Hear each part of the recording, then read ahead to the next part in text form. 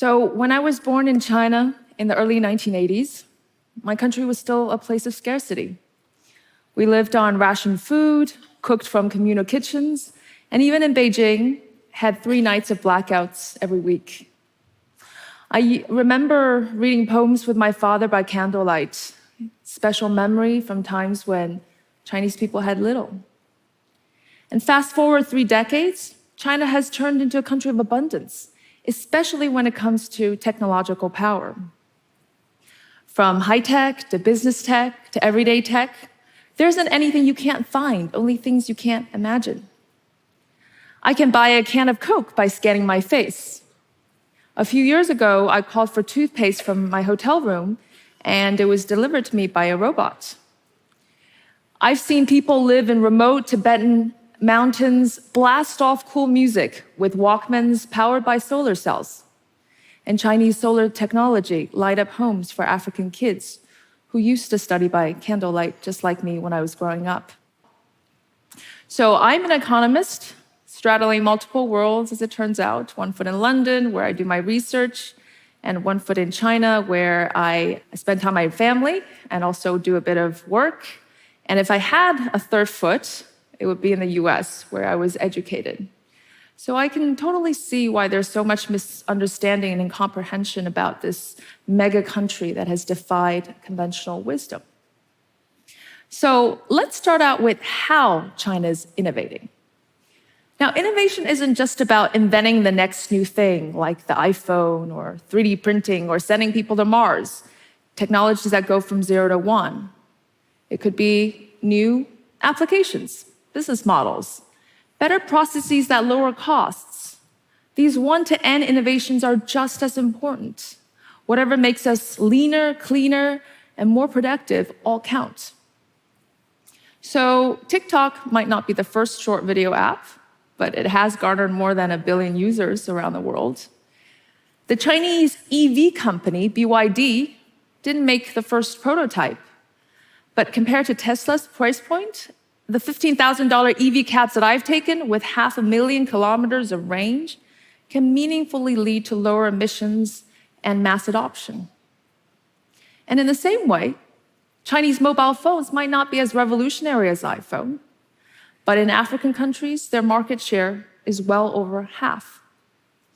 So this actually solves one big problem for developing countries, which is the lack of access to suitable technologies that they can actually use.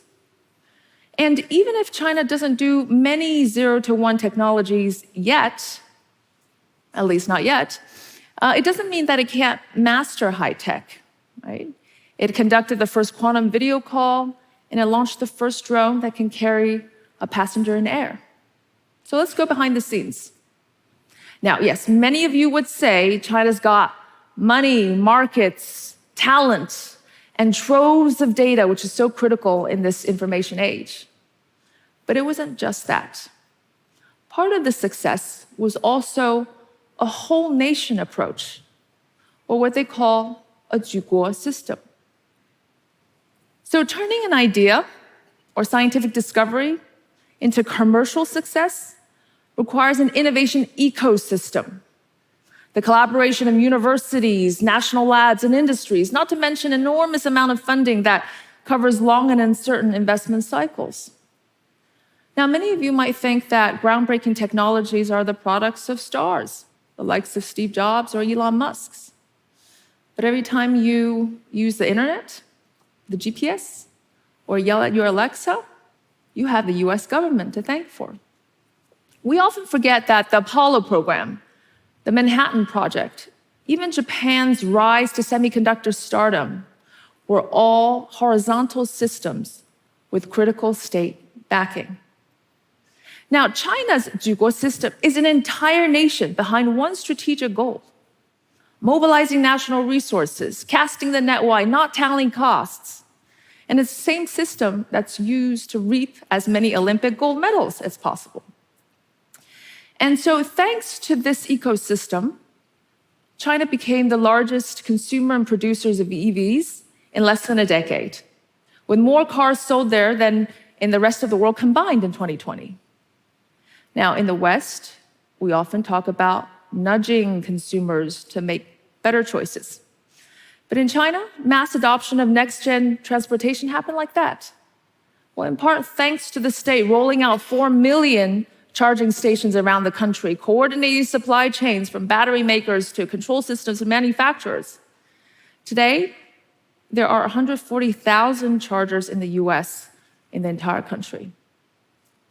So that is kind of the whole nation approach, but that's not actually the story I want to tell you. There's an even more nuanced story that happens on the ground. We call it the mayor economy. And it's a decentralized economic model that galvanizes creativity from the ground up. And contrary to popular perception, it isn't a centralized approach dominated by an almighty state. And so here's how it works.